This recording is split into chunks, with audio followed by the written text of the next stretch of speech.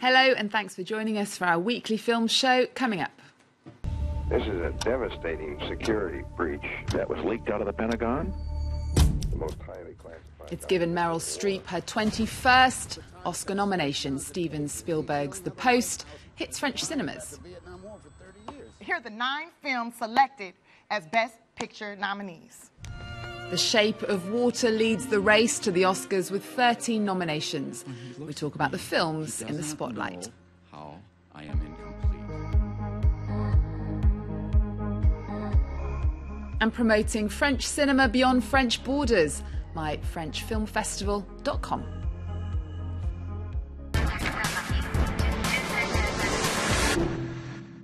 And for all that, we're joined in the studio with our film critic Lisa Nesselson. Hello, Lisa. Leave.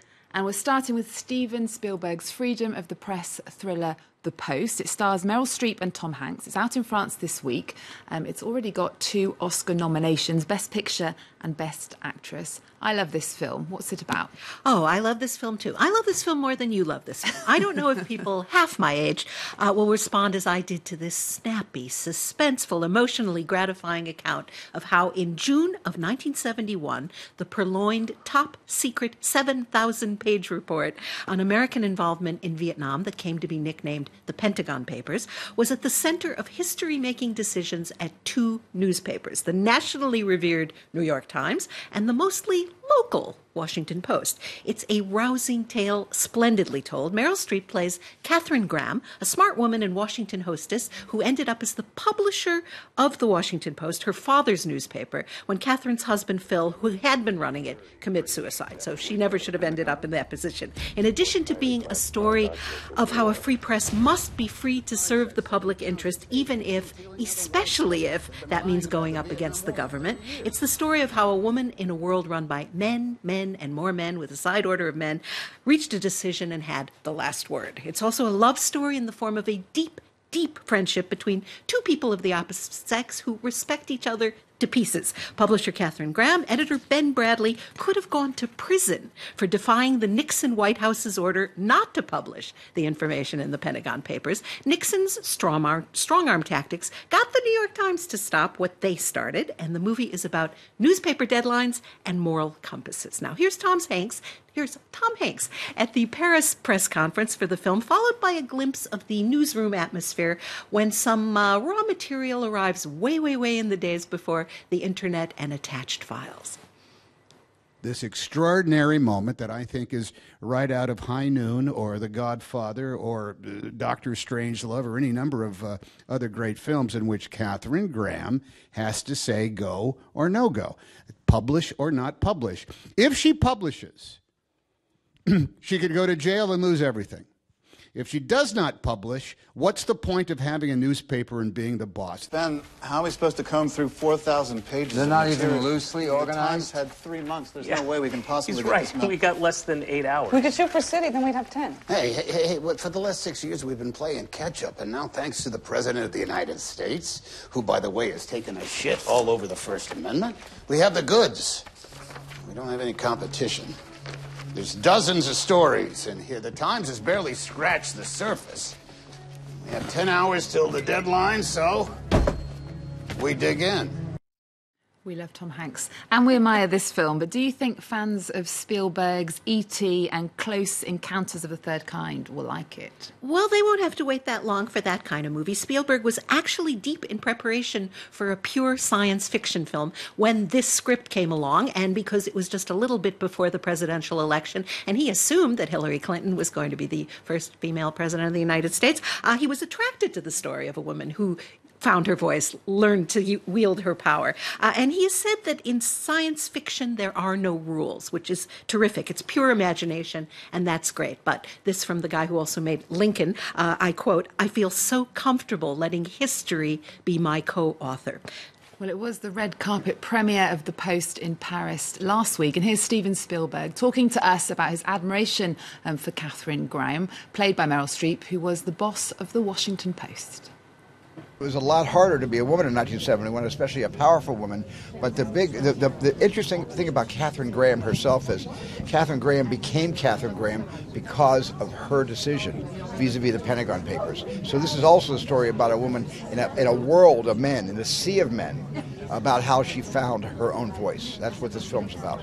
Now, in addition to showing the gray matter in action that leads to newspaper stories worth reading, I love that Spielberg takes the time to show us an extreme close-up, the actual craftsmanship of putting together a newspaper, the hot type, the little letters made out of lead in templates with probably less spelling errors than we have now. He also shows us the phone calls, including from payphones on the assumption that your line at work is tapped, the typing at manual typewriters, the human hunches, the blue and red pencils for copy editors putting the finishing touches on a story. Ben Bradley had a dictum: the truth is the truth, and you gotta run it. But what if running the truth will cause you to lose everything? Well, this story takes place before all the story and All the President's Men, which Spielberg himself has described as the greatest newspaper story ever shot. But the decision to publish the Pentagon Papers is what girded the Washington Post to report on the Watergate break-in. And who knows, without them, we might not have that universally recognized suffix today: Watergate this, gate this, gate that, and it's never something good, and it's never something the power structure wants people to know about. So reporting the news is hard work. It can be dangerous. This is a rousing story of tenacity and bravery when that's what was called for, and it is also so much fun to watch. So much fun. Well, the Oscar nominations are out this week. The Post has 2. It's Guillermo del Toro's The Shape of Water, though, that's garnered the most nominations with 13. It's a fantastical love story.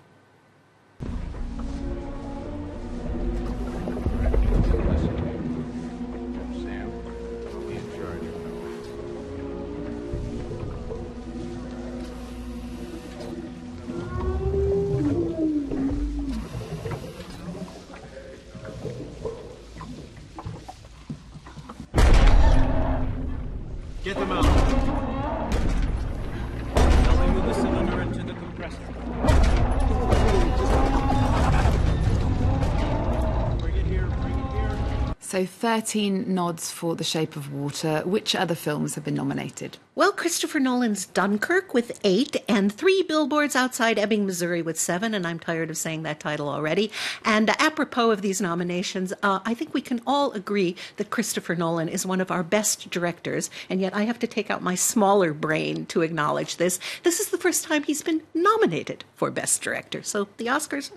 9 films are up for Best Picture. 2 first-time directors are in the mix. Hooray! Jordan Peele for Get Out, and Greta Gerwig for Lady Bird, and I like both of them very, very much. And Greta Gerwig is the first woman to get a nod for her debut film, isn't she? She is indeed, and she also wrote the screenplay. Only 5 women, that's including Gerwig, have been nominated for a Best Director Oscar. That will change. Catherine Bigelow is the only woman so far to win Best Director in the Academy's 90-year history. It's worth remembering that the Academy is the sound era, and in the silent era, women ruled the roost in Hollywood. Another first for women at the Oscars: Rachel Morrison is the first woman ever nominated for cinematography for her work on Mudbound. I have to point out that here in France, some of the most gifted cinematographers happen to be women, and they are routinely nominated for awards at the corollary of the Oscars, the Césars. So America has finally caught up.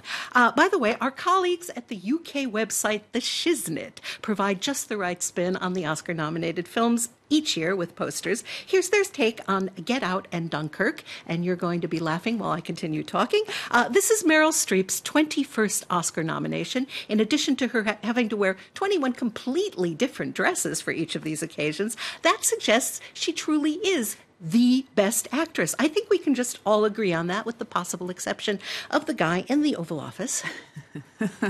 How has France done in the nominations then? Really well. 3 of the 5 finalists for Best Foreign Language Film are French co-productions, which means that French money from French producers made them possible. The Insult by Ziad Diori, representing Lebanon, The Square from Sweden, which won the Palme d'Or at Cannes in May, and Loveless by Andrei Zhigniew, representing Russia.